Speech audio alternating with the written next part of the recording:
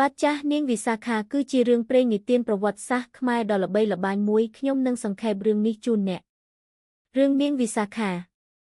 នាងវិសាខាជាស្ត្រីដែលមានរូបឆោមលោមពណ៌សៅហើយជាបុត្រីអ្នកមាននៅក្នុងភូមិមួយនាងត្រូវបានគេចាត់ទុកថាជាមនុស្សអភ័យទោសនិងមានចិត្តល្អផ្នែកសំខាន់នៃរឿងនេះរួមមាន